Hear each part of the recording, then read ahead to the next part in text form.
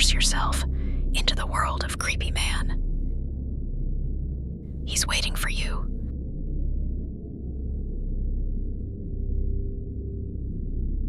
The clock struck 3 a.m. in the dimly lit corridors of St. Helena Hospital's gynecology department, B-Wing.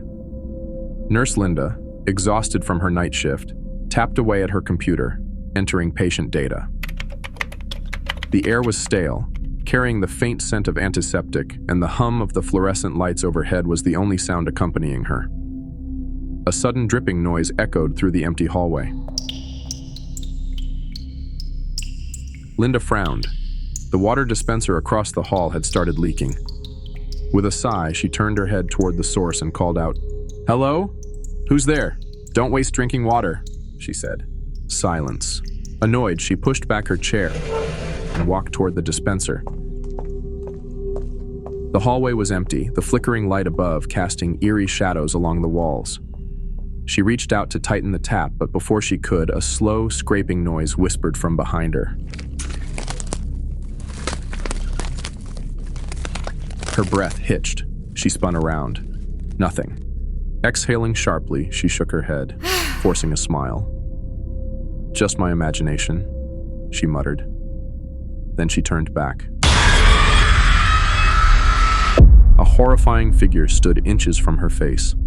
A woman with tattered white robes, hair cascading in tangled knots over her shoulders, her face a mask of pure terror, hollow eyes staring deep into Linda's soul. A scream barely escaped Linda's throat before an invisible force yanked her upwards. Her limbs flailed as she was dragged toward the ceiling, her back arching unnaturally. Her choked gasps filled the air until the force tightened its grip, leaving her body swaying lifelessly above the cold, tiled floor. A few days later, Emily, a fresh graduate eager to prove herself, arrived for her first night shift in the very same wing. At first, everything seemed fine, though the emptiness of B-Wing sent an occasional chill down her spine. At exactly 3 a.m., a loud bang echoed from the ward next to her station. Emily stiffened. Grabbing the phone, she called the reception. "Hello? There's a loud noise coming from the B-Wing, Ward 2. Can you check the cameras?" The receptionist chuckled. "You feeling okay, newbie?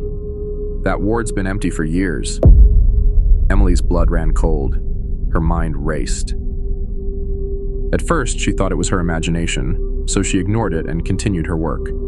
But then, she heard the heavy banging again. Louder this time. That was it. Anger flared inside her as she became convinced it had to be a prank, and someone was trying to scare her, knowing full well it was her first night shift. Taking a deep breath, she stood up, hurried to the ward to see who was making the noise, determined to prove herself. Steeling her nerves, she pushed open the ward door. But to her surprise, no one was there. Empty. Just as she turned to leave, faint whispers floated through the air. Her heart pounded. The nurse cautiously stepped closer. She squinted into the darkness, barely making out a shadowed figure crouched in the corner of the room. Its head slowly lifted. A woman. Pale. Angry. Staring at her with burning hatred. Before Emily could react, the entity lunged at an unnatural, horrifying speed. Emily screamed and slammed the door shut with all her strength. Her body refused to move, her legs frozen in terror. A cold grip tightened around her throat. She couldn't breathe, couldn't scream. Behind her, nails scraped against the wall. Trembling, she turned her head just enough to see it. The ghostly woman in white robes sitting by the wall, scratching the surface with broken nails, dark eyes boring into her. Then, in a blink, she stood right in front of Emily, cradling something. A dead baby. The woman's lips curled as she whispered, "Nobody can save you now." Darkness consumed Emily's vision as she collapsed to the floor. When she regained consciousness, she found herself lying on a hospital bed, her vision blurred, with a doctor standing beside her shaking his head. "You must have passed out from exhaustion," he said dismissively. Weak but frantic, she recounted everything: the banging, the whispers, the ghostly woman. Yet the doctor and staff dismissed her story, brushing it off as exhaustion-induced hallucinations. As the doctor walked away, an old housekeeper approached. "What you saw, it was real." Emily's stomach twisted. "Tell me, please." The woman hesitated before speaking. "Years ago, a pregnant woman was brought here, covered in blood. The doctors told her husband they could only save one, the mother or the child. The husband and his family chose the baby, but in the end, both died." Emily's lips parted in horror. People say the husband was abusive, that he doubted the child was his, that he bribed the doctor to let her and the baby die. But after the surgery, something strange happened. A week later, the husband's house burned down, killing everyone inside, the husband and the in-laws. Then the doctor who did the surgery died mysteriously. Then the nurses who assisted. One by one, they all perished. Emily clutched her blanket, shivering. Since then, every year, on the night she died, a medical worker disappears. Everyone knew the truth.